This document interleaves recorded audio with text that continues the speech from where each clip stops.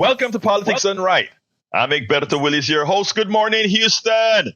Good morning, Harris County. Good morning to the great state of Texas. Good morning to Northeast Texas, Southeast Texas, North, South. What is it again?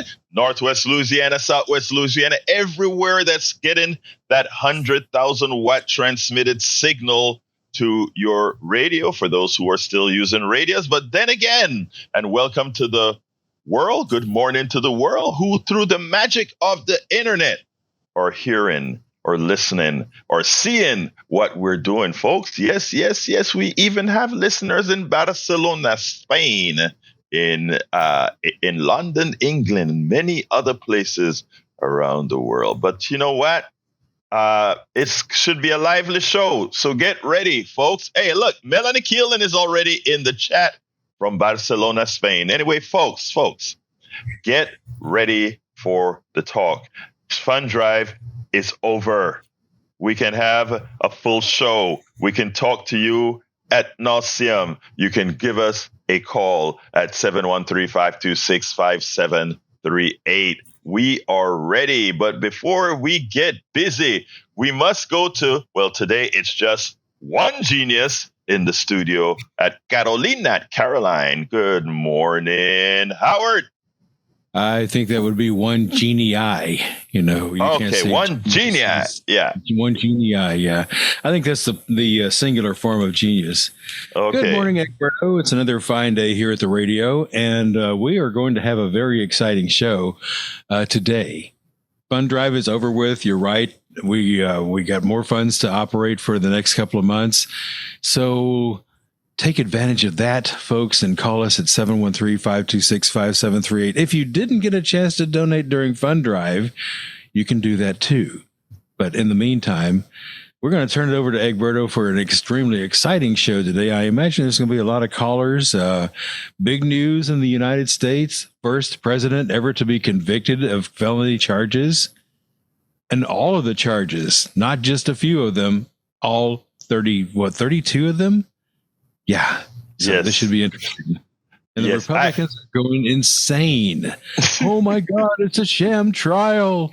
And little Stalin up in Austin's going, it's a sham trial. Oh my God. Which means that if they can get him, they can get you. So go for it. It is so funny. But, today we are honored to have the one and only, the El Presidente de Indivisible Houston is in the house with us this morning. So before I have a video to play with, just a short one, but before that, I have to just say, good morning, Daniel Cohen, President of Indivisible Houston. How you doing this morning, my brother? I'm doing well. I'm bright-eyed and bushy-tailed as usual at your crack of dawn show time. I'm ready to do this thing, though. Let's talk about it. Wait a minute. Why did you start the show with a Donald Trump? In other words, why did you start the show with a lie? I mean, you're sleepy, man. These millennials that work for themselves, they kind of, hey, brother, you doing this stuff that early in the damn morning? You're going to wake me up like this, and you're yawning with your cat going across the screen, and hey. Nah, but hey, I'm gonna charge you for a cup of coffee, though. Yeah, I know. Well, you got it, brother. You got it. But thank you for being here. We're so honored. Anyway, folks, I want you guys to listen to this, and then we will take it on the other side. Well, it is official. The former president of the United States is a convicted felon. Check it out. We've got a verdict. Ari Melber. We are looking at count 1, guilty. Count 2, guilty. Count 3, guilty. Count 4, guilty. Count 5, guilty. Count 6, guilty. Count 7, guilty. Count 8, guilty. And count 9, guilty. Count 10, guilty. Count 11, guilty. Count 12, guilty. Count 13, guilty. Count 14, guilty. Count 16, guilty. Count 17, guilty. Count 18, guilty. Count 19, guilty. Count 20, guilty. Count 21, guilty. Count 22, guilty. Count 23, guilty. Count 24, guilty. Count 25, guilty. Count 26, guilty. Count 27 on screen, guilty. Count 28, guilty. Count 29, guilty. Count 30, guilty. Count 31, guilty. Count 32, guilty. Count 33 and 34, guilty. That is Donald J. Trump, defendant in New York versus Donald Trump, found guilty on all 34 felony counts. This was a fair trial, and I must say I am ecstatic that I was wrong. I was wrong. I thought we would have had a hung jury, but you know what? It shows that the threats and all the hype that Donald Trump puts out there to scare people, the paper tiger has finally met his scissors, and that is the jury of American people who are not snowed by the ridiculousness of a criminal, a thug, somebody who has consistently screwed people over, both when he had hotels and didn't pay people, when he created universities that were frauds, when he took money from charities, when he went ahead and raped women, when he did all these things this thug got away with for several decades. And finally, he met a jury of his peers that says, no more.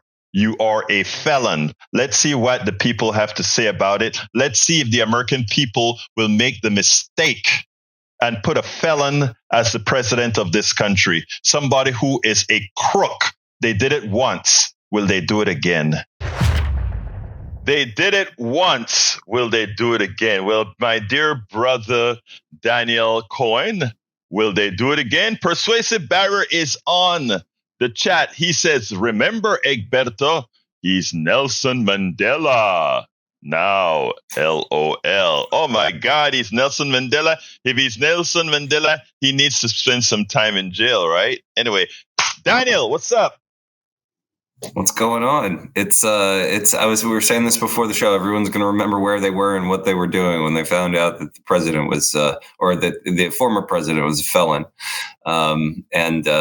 And I guess we're going to see where it goes from here. But it's May 31st, and November is a long way away, so it's hard to say exactly what's going on. But historic for sure. And I think that guy enjoyed reading the counts. How about you? Oh, I think he enjoyed reading the counts. I tell you what, I kind of cut my program short because it happened during Politics Done Right at 3:00.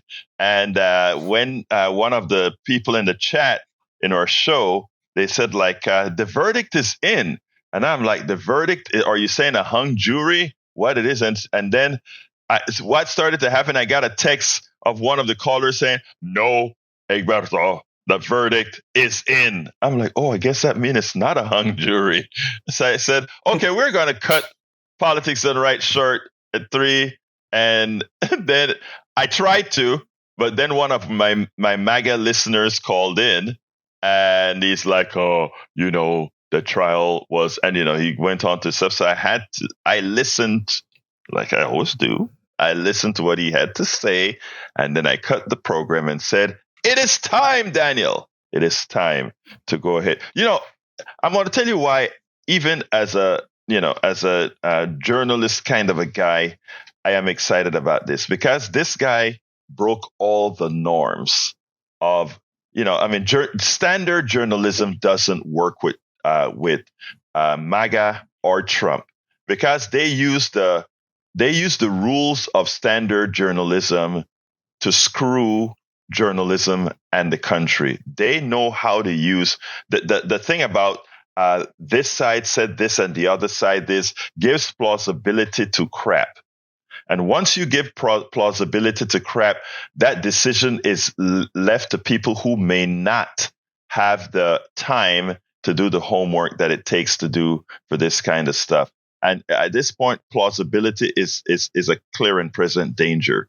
We have to be out with it. But anyway, it seems like the mayor of Politics Done Right is on the phone. The first call of the morning goes to the one and only Johnny. Good morning, Johnny. Yeah, even though it's raining cats and dogs outside, I think it's going to be a good day. Not just because I'm static free. Maybe that's a good omen. but also because of the fact that despite what Scott Death Row on NPR says, and despite what the lady on NPR said before him, it's not a sad day in America. Give me a break. And she says it was a sad day because this was the first U.S. president to blah, blah, blah. I would say, no, lady. Donald Trump was never a legitimate president. He occupied the White House. The entire time he was in there, he was making pay. He got away with more than $1.6 billion as a boy. $1 billion. That's 1,000 times the amount of presidential salary he promised the American people he would not take because he's rich and he will work for free. Yeah, right. That man is a lifelong con man and career criminal. It's a good day when a lifelong con man and career criminal who has never had to account for his decades of criminality has finally got a guilty verdict across the board. It's a good day. Let's see how justice turns out in the next few days, weeks, and months. Let's see if he winds up in a prison cell eating a bologna sandwich next to a dirty stainless steel basin and toilet bowl. Let's see if that happens. Then I will really celebrate, and I'll say we have a chance. Let me tell you, Johnny, because you point something. For all those people saying it's a sad day, it's a sad day. No, it has been sad decades that somebody, one person, because of their wealth and who they are, could have gotten away for so long with doing so much harm to so many. Those are the sad days. And when I just told Daniel that the media, all Trump and his ilk has really messed with how the media, how the news comes across from the media. It's not, how can it possibly be a sad day when somebody that everybody in the media knows has been a crook for decades, have been carousing with not terrorists, but maybe terrorists, who knows, with mobsters, been carousing, been doing the things that he's done to women over and over again. Created universities to pilfer people. All these reporters that are saying now, they sit down on the host and, oh, it's a sad day in America that we have a convicted felon as president. There is nothing that happened yesterday that's different from the last 40 years of what Trump has done to people. The only thing changed is that finally 12 people say, at the cost of the possibility that I will get harm, that I am going to do the right thing and not allow a thug who once looked at the Manhattan Five or the Central Park Five and said these people committed crimes and should have been murdered, meaning capital murder. He said that.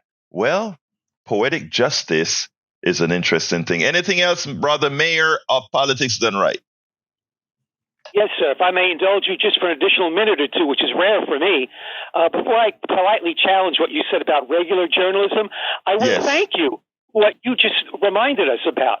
The fact that he associates with mobsters. Remember back in the day with Barack Obama when the right wing would always say, oh, guilt by association. He must be guilty because he associates with Reverend Wright. He goes to Reverend Wright's sermons.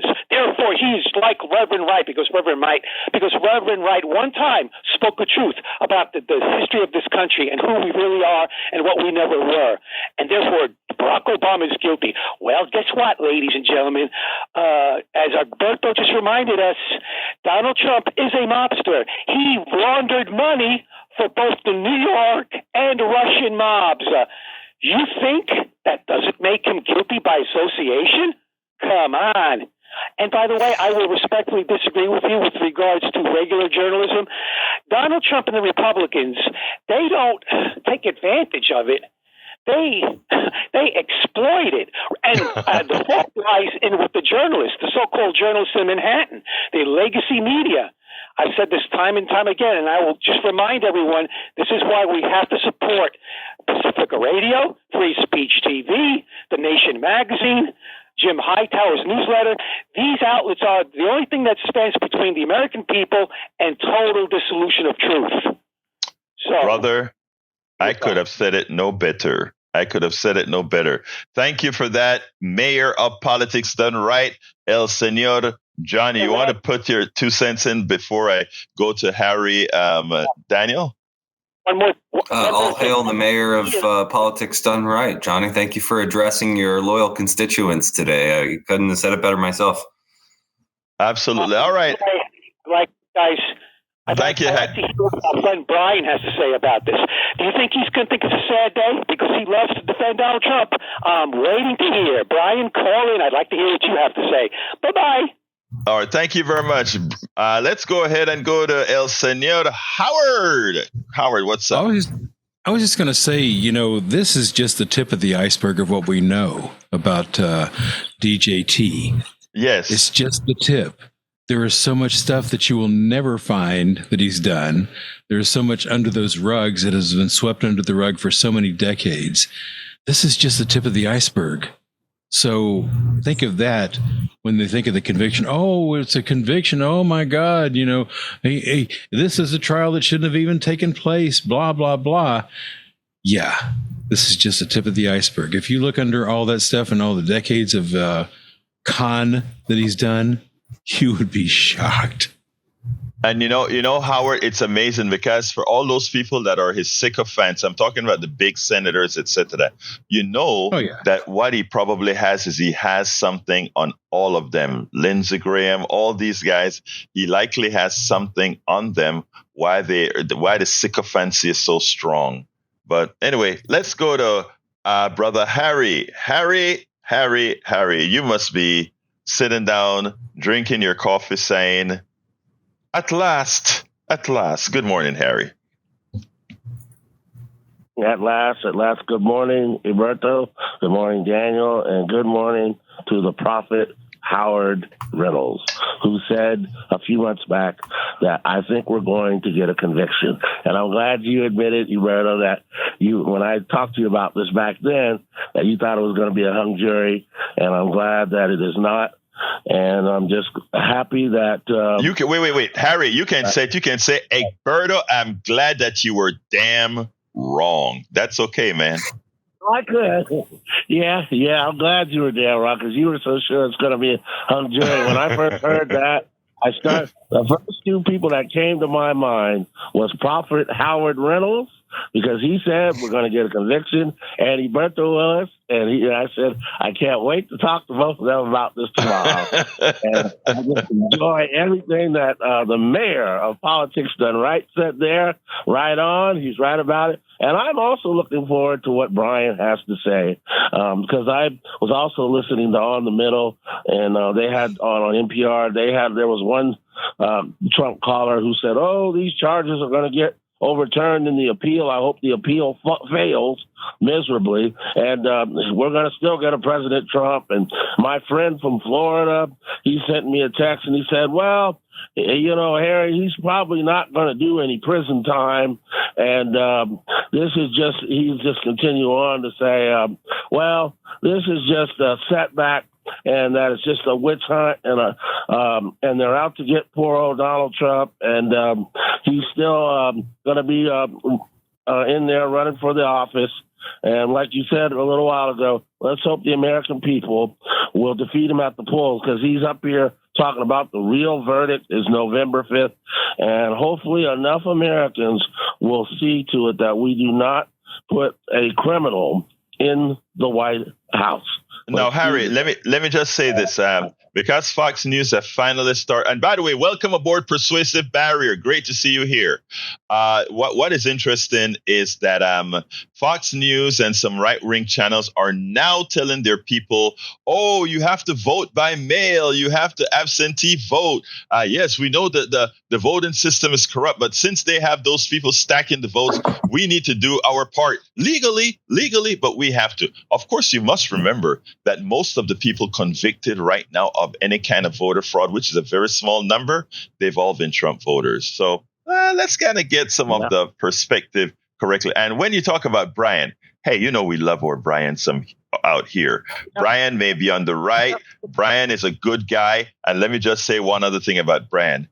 Brian may call in here and surprise us. I don't know that he will, but there's a possibility that he could call in and say, "Oh, well, if the jury has spoken." So we'll see.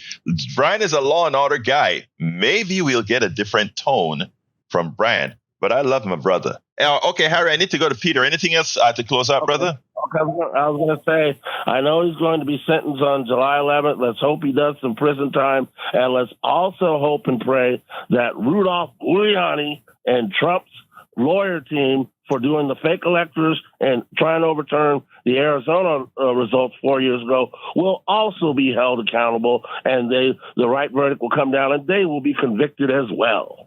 Let's hope they're roommates. Thank you very much, Harry. You have a wonderful rest of your day. Thank you so kindly for Persuasive Barrier Super Chat. Anyway, go ahead, Daniel. Anything you want to add? I know today we're going to talk about as well, folks. We're talking about Trump right now because it's a hot story that just occurred. But Daniel also has some important stuff to talk about, the Molly Cook race. And I'm going to want to give Daniel some time to talk about that. But before we get there, Daniel, you want to add anything to Harry before I go to Peter? No, thanks for being a hero. Thanks for being a member of the show community, because I'm loving it right now. I'm enjoying listening like you, my dude. All right. Let's go to brother Peter. Come on in, Peter.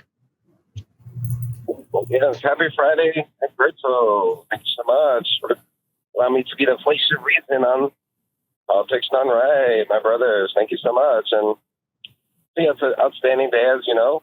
Majority of us have a big smile on our face, which guess which politician wants to actually smack that smile right off of our faces? Any guesses there, Egberto? Maybe someone who represents us in Congress? It's Peter from CD2, Peter from Congressional District 2, running against Crenshaw, right? That's right. And Crenshaw took it hard to hardly believe it.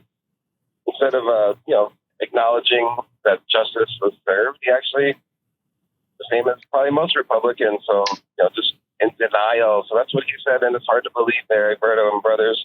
So that's all I'm asking. Hey, if we could just unite around this common cause, law and order, and calling a spade a spade. So that's all. That's really what I wanted to say this morning, Egberto, and thank you again for. Well, Peter, let me just say, we are a 501c3, so we can't get into electoral politics per se and take up choices on votes, but our proclivities on this show is progressive. Everybody give brother in CD2 a look. That is the one and only. Give your full credentials. Yeah, so I'm a resource management major. That's my background in college, so I'll be a great fit for the Energy and Commerce Committee. I just want to make our place a better space, cleaner air, fresher water, and all the things we need, clean soil for clean environment. So that's what I'm all about. I'll keep listening for the rest of the day. And again, congratulations to the Justice of the United States of America. And that's all I really wanted to say, Egberto. And thank you very much, Peter. Appreciate your Friday. Great. Happy Friday. I appreciate your voice, brother. And by the way, Crenshaw, the floor is open for you to come on Politics Done Right. I'd love to speak to you as well. That would be a wonderful interview. Let's go to Betty. Sister Betty, come on in. Hi, Egberto. I just want to let you know I heard you on Progressive Forum last night. Yes, ma'am. And you're still out there. Yes, you're still out there beating the bushes for 90.1. That was so great to hear you out there, and you were. It was very sweet, and it made me feel like I was in the presence of something good and great.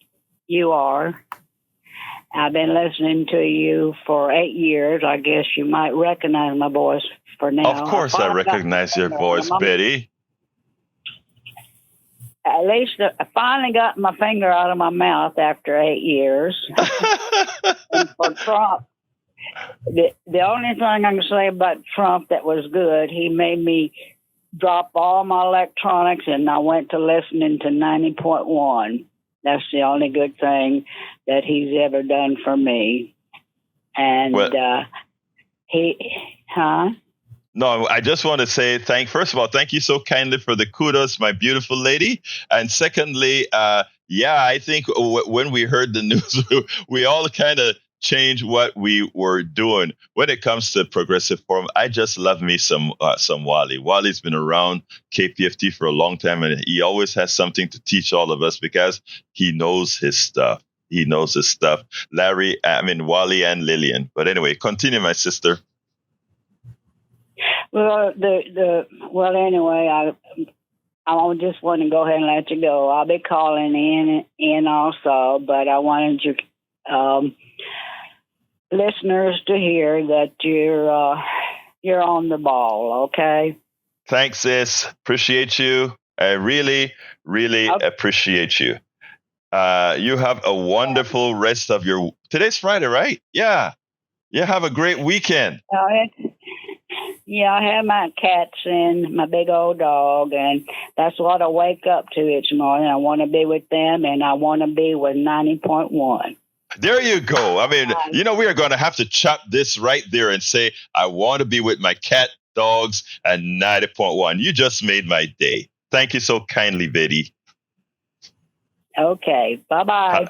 Have a wonderful day. Anyway, folks, like I said, I can't believe right now we don't have any calls.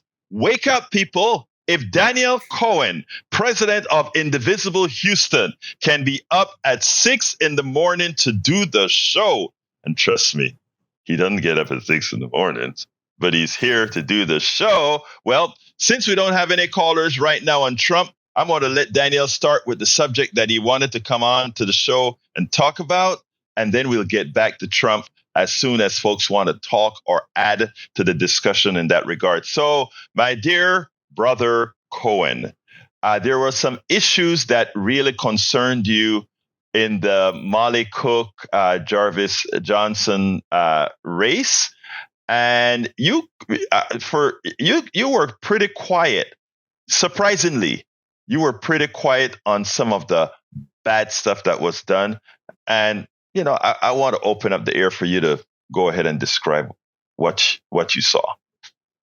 Well, let's start with this, I think, because I don't know if people have entirely seen the seismic nature of what happened in that Senate district race, which is that for the first time in my lifetime and in my memory, a progressive candidate who was a movement builder, who came from a background that was not in law, it was not in business, it was, as an emergency room nurse and a freeway fighter, someone who got a whole community together to push back on a freeway that to this day has still not broken ground. It looks headed there by the law, but it has not broken the ground as it is. And we know that things do not happen until they happen in politics. Defeated somebody who was a 20-something year legislator. And in the aftermath of that, before going back and talking about anything related to the race, I'll say it's interesting because the Harris County Democratic Party, as well as the Houston Chronicle, have called the race, as has Sheila Jackson Lee, who congratulated the senator for being reelected since she won on May 4th in the special election and then won again on May 28th. Interestingly enough, folks may not remember, but Jarvis Johnson tried to run a primary against Sheila Jackson Lee in 2010, citing that the final straw for him was that she had handed out a resolution honoring Michael Jackson's life to his family at his funeral, which apparently was enough of a reason for the then city councilman to jump in. Now, if we flash forward or backward, depending on how you look at it from what I just said, to the last few months and the race, the thing that I think was overlooked was that at the last minute, the Representative Johnson tried to use a strategy of making Israel-Palestine a central issue in a Senate district race. And there's several different things that I want to say about that. And that's why I was so quiet about it, because I was out there basically pushing for the positive case of Molly Cook becoming a senator and changing the dynamics of the Texas legislature, as opposed to somebody who's been there 20 years, doesn't really have the track record to be able to show that he's ready for these times. Frankly, we are in unprecedented times. And I think that if you make the cases of playing the games and giving people access for donations, as you said, to the Chronicle, and just playing a sort of point of order challenge in the Texas legislature, then you're not prepared for what's happening right now. Not in 2024. That might have been the case in 1996, but it's not the case in 2024. But there are several things that bothered me about him trying to place Israel-Palestine at the front and center. And I'll start with this. It's not genuine. It's just not.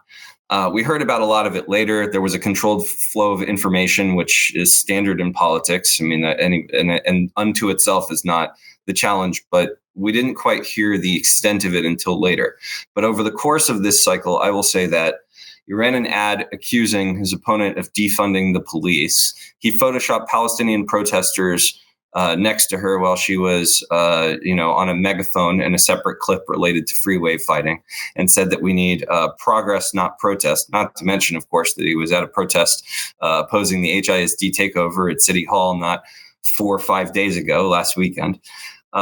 He sent out several mailers evoking his relationship with Mickey Leland, and then pointed out that Mickey Leland had set up a kibbutz exchange program for African-American students here in Houston.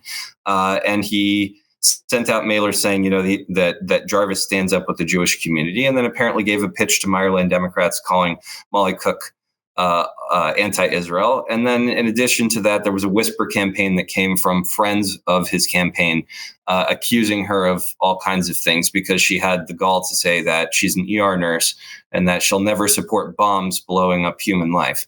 Doesn't it seem like a very controversial statement to me? And it seems like where the Democratic Party, frankly, should be when it comes to foreign policy one way or another. But on top of all of that, Jarvis Johnson would have bartered a ceasefire in exchange for support in a heartbeat. And I know that for a fact. If anybody would like to challenge it, we'll be happy to have a discussion about that because it's incontrovertible. We'll be able to show the exact proof of all of those things. But what's really nasty about all of this, in addition to the fact that one has nothing to do with the other, and that it's disingenuous, is that right now I can speak from the perspective of somebody who was raised in Jewish communities and from the perspective of somebody who's in those communities and the culture that's going on. Let me stop you for a second here. You are Jewish, correct? Oh, of course, yes. And I've grown up in some of the major institutions and Jewish institutions in the Houston area, and some of those that are nationally connected. And what I can say is that we're not even talking about hard lines of the more hot button sort of concepts, right? Is it Zionism, anti-Zionism? Is it ceasefire or not? Which some people would say is not difficult lines, but we'll even put any of that aside for a moment. We're not even getting to that part of the discussion. What we're getting to is if you have any dissent whatsoever, then there's tremendous pressure for you to shut that dissent down. Social, cultural, familial pressure for lots of different people. I'm very lucky. My parents are good folks. They don't give me that kind of familial pressure, but I guarantee somewhere in almost every Jewish American's family, there is pressure to go ahead and from someone, almost every, let's say, American Jewish family, there's pressure from the community and pressure from members of the family to tack a certain line when it comes to Israel. A very strange line, in fact. It's a line by which American Jews sound more like the Likudniks of Israel, while at the same time condemning Benjamin Netanyahu. Which is not extremely sensible in terms of how that argument goes down. And so what the representative ended up doing by taking the approach that he did in Houston was to pit Jews against Jews, pit Jews against Muslims and Arabs and anybody else who has a different perspective within the entire Israel-Palestine issue, and frankly, disingenuously attempt to use those to shut down a movement candidate. And I don't think for a second, I'll say this as well, that while I do think some of the people who supported him on those grounds legitimately believed what they believed, I don't think for a second that this was absent the tint of people who see their power diminished rightfully because they've done immoral things and taken immoral stances, attempting to seize some of it back by upsetting a movement candidate who they know that a lot of people in the Houston community and the progressive Democratic wing of the Democratic Party, supported. So I think it was disingenuous in multiple ways. I think he's disingenuous with the position, and I think there were a lot of people who were somewhat disingenuous in terms of jumping in on this fight and calling Molly Cook all of these nasty things. I think Senator Cook's going to do an excellent job. I think she's going to, we're going to see the canvassing of the results, but she's going to win this race and go to Austin, and she's going to completely change the dynamic just by being in the building, just by being a different person. Now, I'm not saying that Austin's going to run entirely differently or that I'm looking forward to a legislative session, because in Texas, I never am under Greg Abbott or most of the other people that I've seen during my lifetime. But I do think that there were a lot of dynamics involved in this, and I think it is shameful and harmful and divisive to run a state Senate campaign that way. And it hasn't really been spoken about.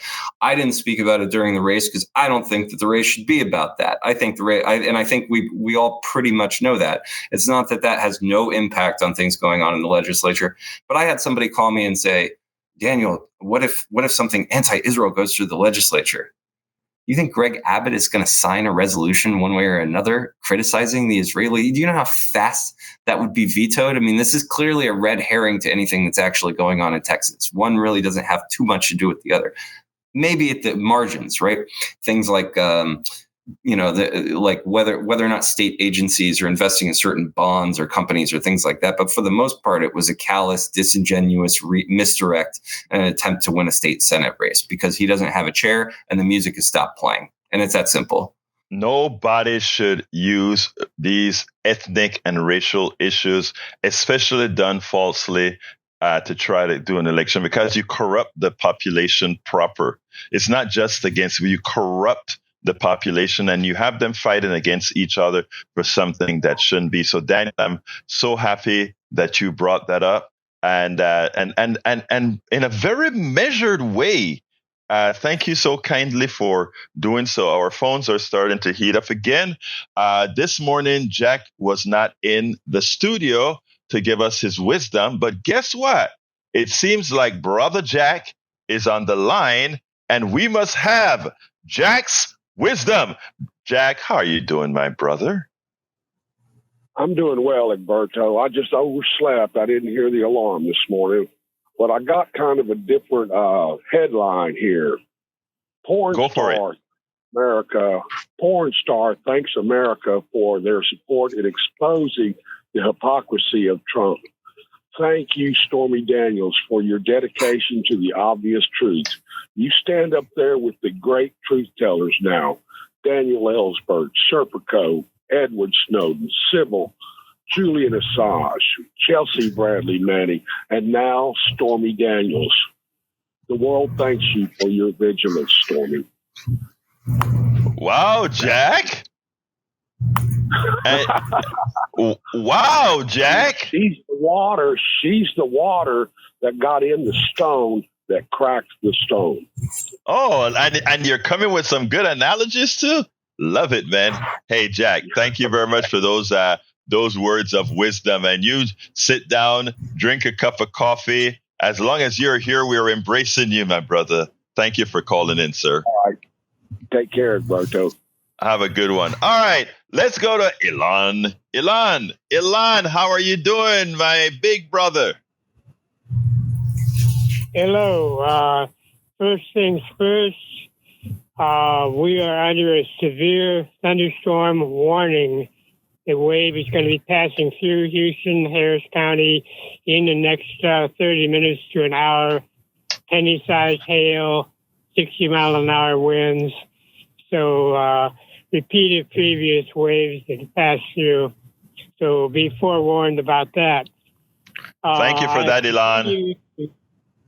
I continue to say that a issue that's not really being discussed is the disparity in funding of elections.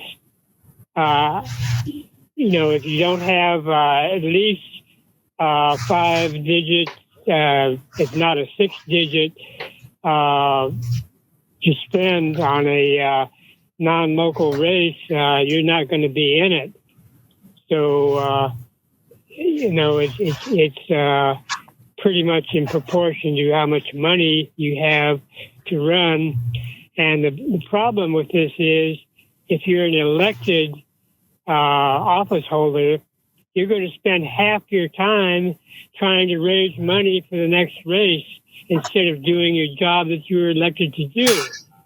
So I'm in favor of making all donations to candidates by individuals, corporations, and PACs illegal and have it government funded out of a pool that's shared equally by all registered candidates.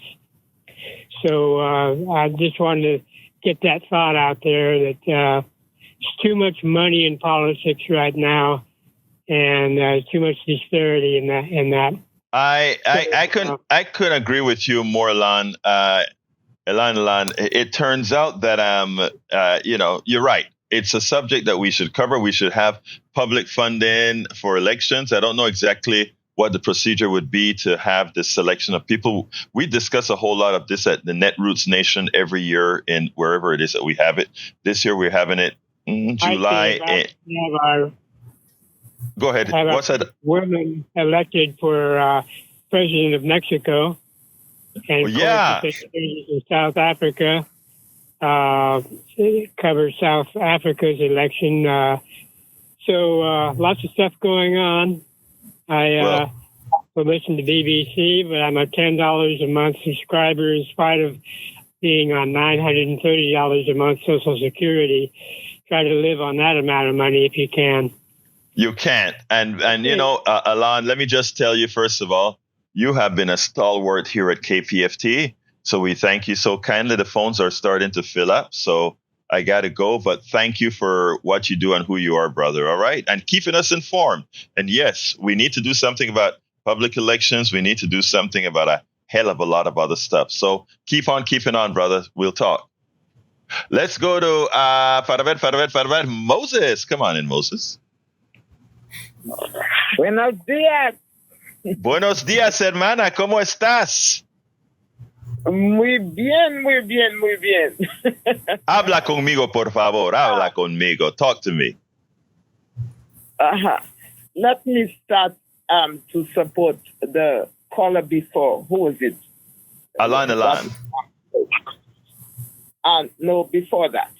Oh, but before anyway. Elan was, we had Johnny. We also had Harry. Who am I missing?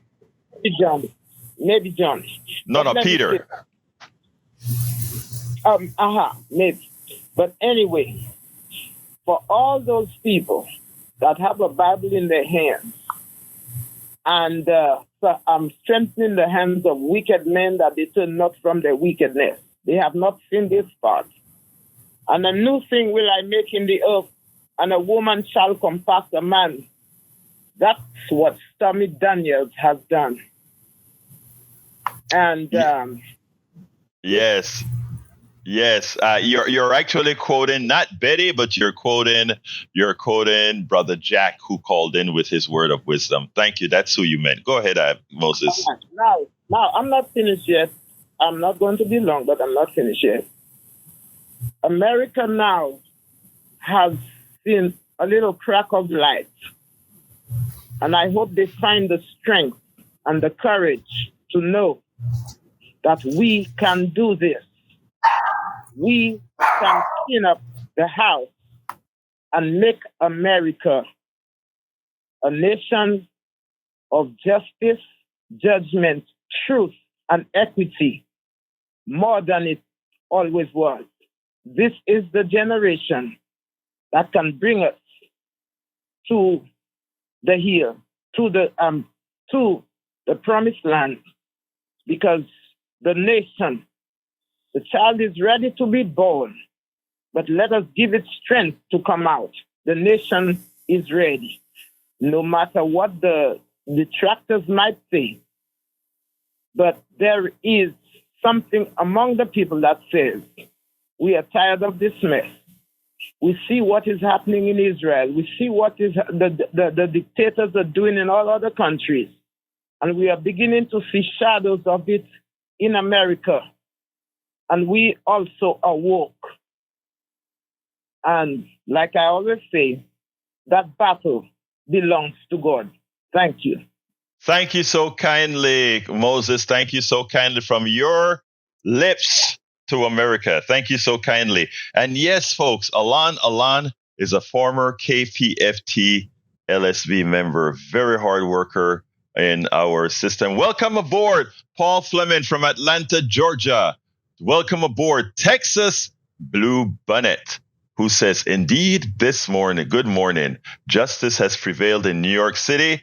And Paul has a lot to say. Persuasive have a lot to say, but I've got to get to Brian first. But keep chatting, keep talking. Brian, my brother from another mother will be on the air in a few seconds. There we go. How you doing, Brian? Fine. How are you? I'm doing fine. Talk to me. Okay. First off, this is a page out of Obama's playbook.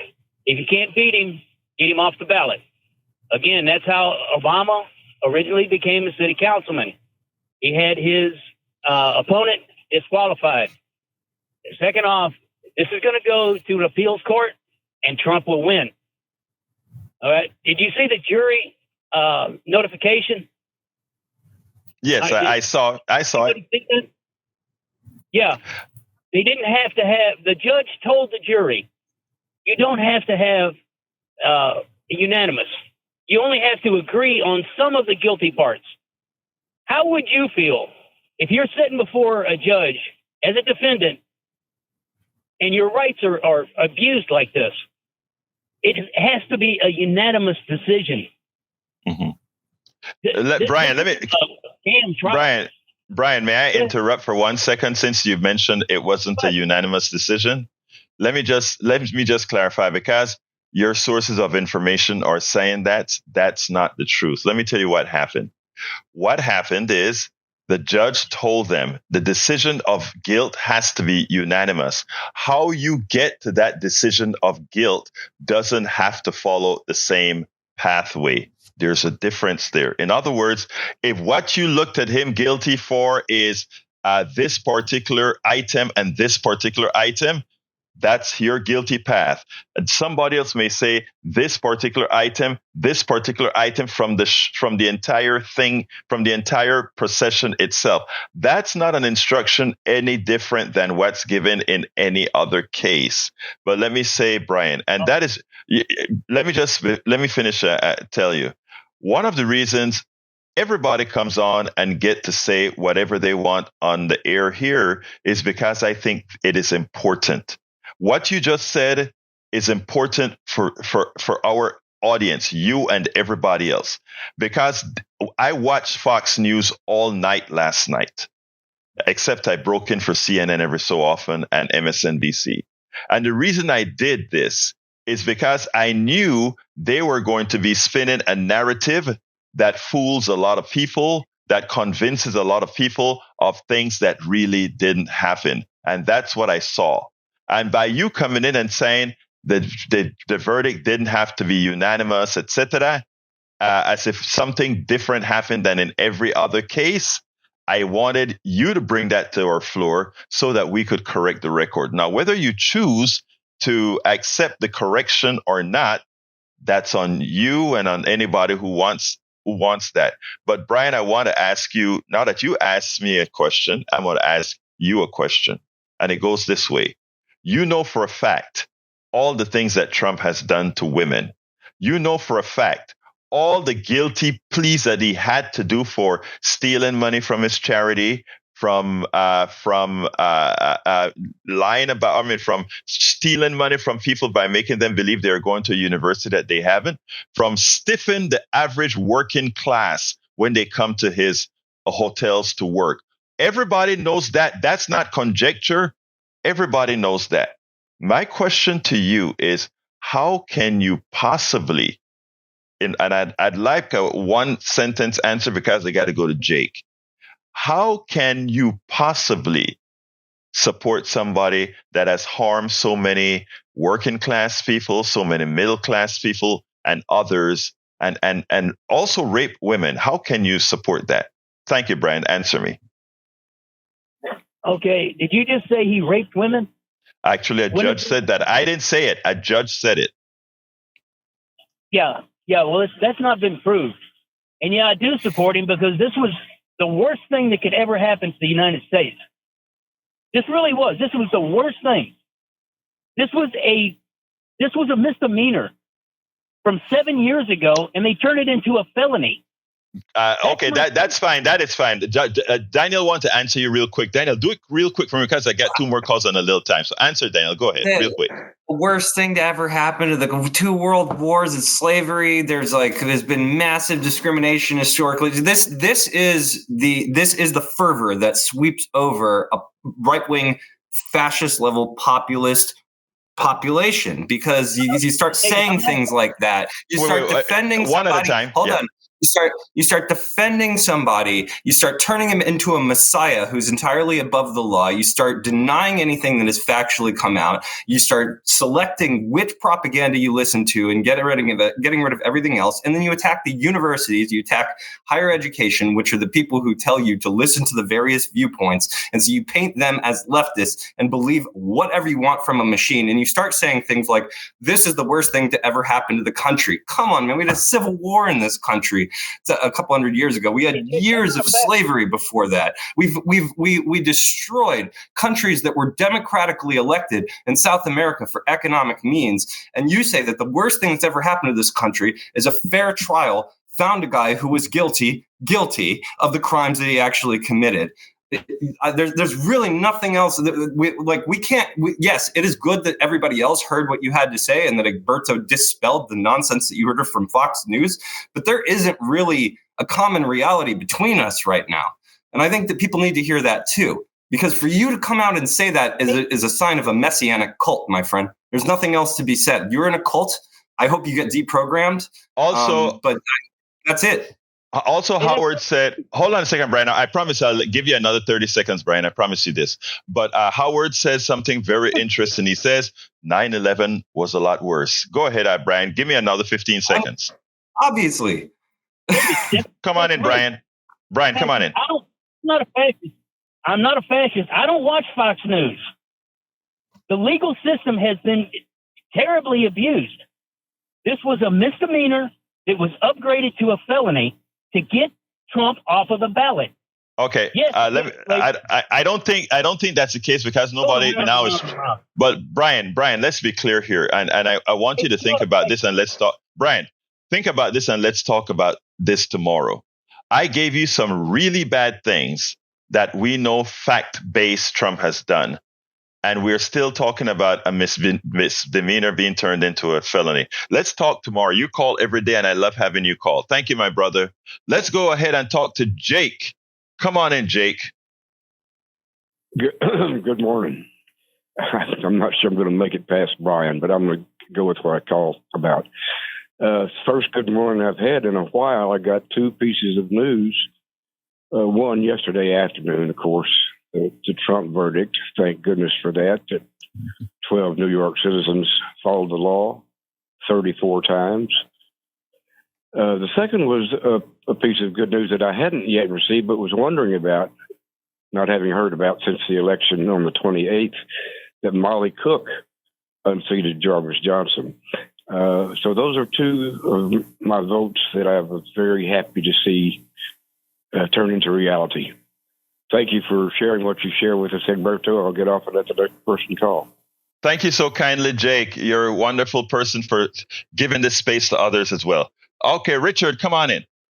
We got to hold everything now to 30 seconds. Come on in, Richard. Yeah, I don't know where this guy. I don't know who this guy is talking about Jarvis Johnson, but I would like to know who he is and where he getting this information from. Also, I like you talked about Alan came on. I don't know if you know, he was one of the first black cyclists in the country for the most part to start a black cycling team, and his history is so deep, and he doesn't get enough recognition for that.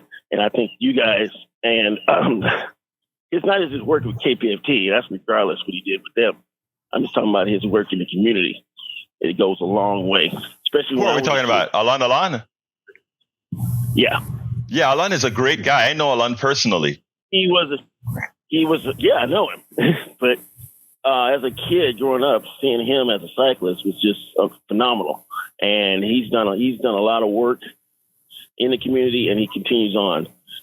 That's all I had to say. I don't know why you guys come out attacking Jarvis, because Jarvis done a lot of work. Okay, no, let me just tell you. Let me just say one thing, Richard. when you see the ad that Jarvis did against, I saw both ads that he did against Molly Cook. And by the way, I like Molly Cook, and I actually I don't have anything against Jarvis, but I like something new coming along because she's very progressive. Okay. Now, when you see the ad, it looked like a Republican ad against Molly. And also it had quite a bit of bad misinformation, actually lies. I'll just call it lies in the ad. So that's what he's calling out. He's not calling out the person. He's calling out the lies, and he's showing it on the screen now. But Richard, we'll talk another time when we have more time. Okay. I don't think. Can I get in here for 2 seconds, Egberto? I mean, Richard. Yeah, everything I said. Real quick. Go ahead. Everything I said. I have receipts. I have receipts for everything that I said. So if you want to know where I'm getting my information, I have the screenshots, I have the receipts, I have the video, and I'll end on a positive note. You should share the information that you have about Alon Alon. I'm a big history fan for Houston history. If you think he should be honored, please share that information so that we can spread that out. So hopefully we can end on a together note. But I want you to know I have receipts for everything I said. Everything. Real quick, Richard, 30 seconds. I don't know who he's with, but Jarvis, you got receipts and everything. I doubt seriously if you have any receipts of saying Jarvis did anything wrong. Yeah, okay, that's fine. You call me a liar, that's fine, but I have the receipts, so okay. I can corroborate everything that Daniel said on screen. We spoke about behind the scene. It is all correct. There's no doubt about what he said, Richard. We are journalists here. Whether friendly or not, we should do the right thing. Thank you very much. Have a wonderful day. Let's go. We got to close this baby. What's that? All right. Anyway, folks, look, one of the things that one has to learn when you do this kind of work, you may have a friend or somebody that you like or whatever. If you're a journalist, you either do one of two things. If you don't want to, you either not say anything. But the one thing you never do is mislead your audience at all, ever. And you'll never hear me do that, whomever it is. If it's a friend, the best I will do is shut up. And the reason I will shut up is since I can't speak ill of my friend, if that's the case, I can't also mislead the population. Anyway, I got to get out of here. Howard, quick closer. Oh, just taking care of some technical things. Lightning took us out again, but we're back on. So we're going to continue our programming. All right. Thank you so kind. Anyway, folks, thank you all. Please remember the rest of the show is at politicsandright.com/newsletter. politicsandright.com/newsletter. My name is Egberto Willies. I want to thank Daniel from Indivisible Houston. Quick line. What's the website? Real quick. IndivisiBleHouston.org. That's indivisible, like our nation, indivisible Houston, like this great city.org. Please check us out. My name is Egberto Willies. This is Politics and Right, and you guys know how I end this baby. I am what? Out. We spend a lot of time deconstructing the news, trying to parse it into a form that everybody can understand. We try to find those little nitpicks where it flies above the fray, etc. If you really like these videos that we do, I want to ask a big favor. Please go ahead. Number 1, subscribe to our channel. And number 2, please join if you can. Thank you so kindly for watching. Keep watching. Please remember to share. We must populate the entire internet with our progressive message, a message that we know is what most Americans say that they want. So help us, please join.